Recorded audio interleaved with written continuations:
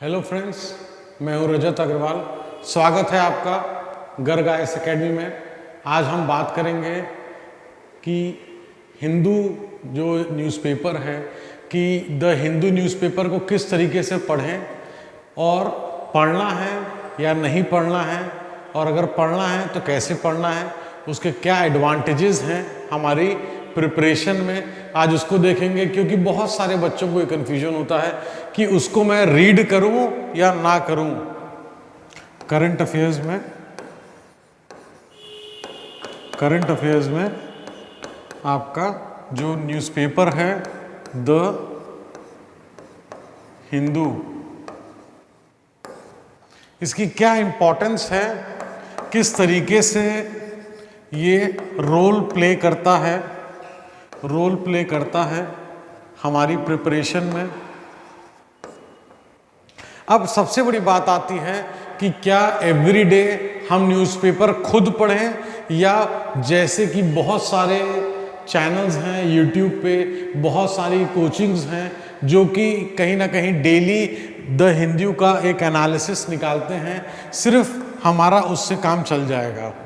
तो मेरा कहना है कि आप एनालिसिस को यूट्यूब चैनल्स पे जो भी डिस्क्रिप्शंस दिए हुए हैं, एवरीडे वीडियोस दिए हुए हैं द हिंदू पेपर के, उसको देखें। लेकिन रीडिंग इज वेरी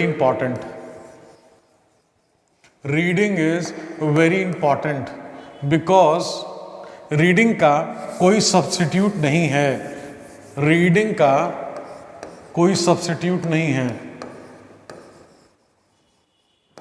कोई सब्स्टिट्यूट नहीं है।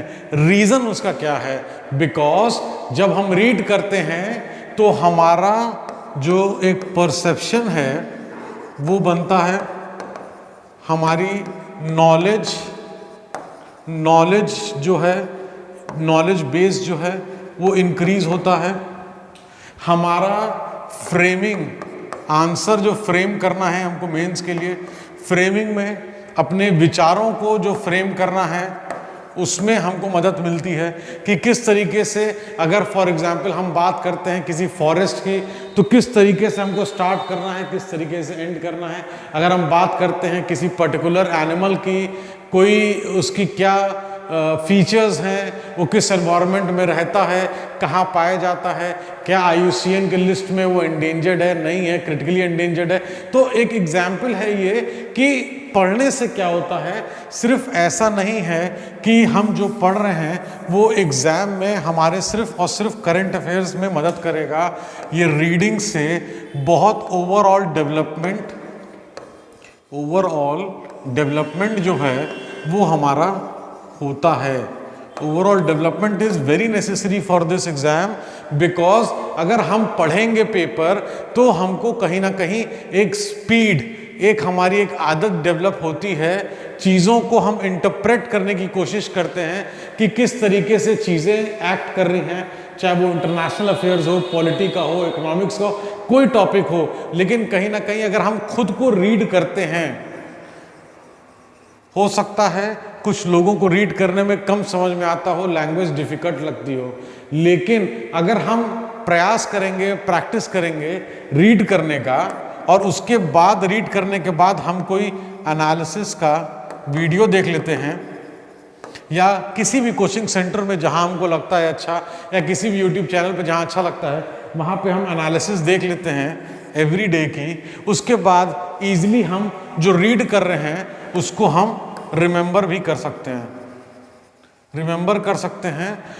क्योंकि reading is very very important. Reading हमारी हैबिट को, हमारे सब्जेक्ट्स को, हमारे आंसर फ्रेमिंग को, हमारे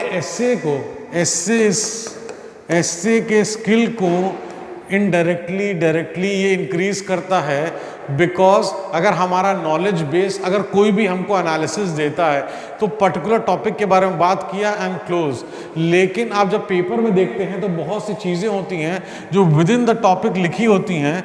वो चीज़ तभी मिल सकती है जब हम खुद रीड करें। अगर हम रीड नहीं करेंगे तो पर्टिकुलर टॉपिक के बारे में हमको पता चल गया एंड दैट्स इट।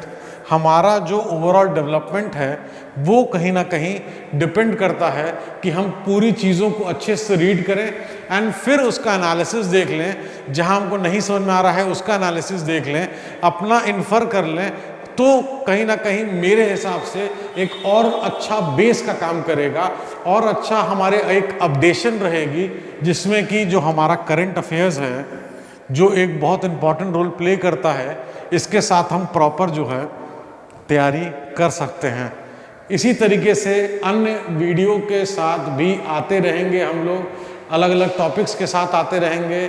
आपकी प्रिपरेशन में कोई अगर दिक्कत है, कोई क्वेश्चंस आप पूछना चाहते हैं तो इजीली आप पूछ सकते हैं, कमेंट्स में पूछ सकते हैं। और इसी तरीके से आप जुड़े रहें हमारे चैनल के साथ गर्ग आईएएस एकेडमी में। देखने के लिए बहुत बहुत धन्यवाद and thank you so much.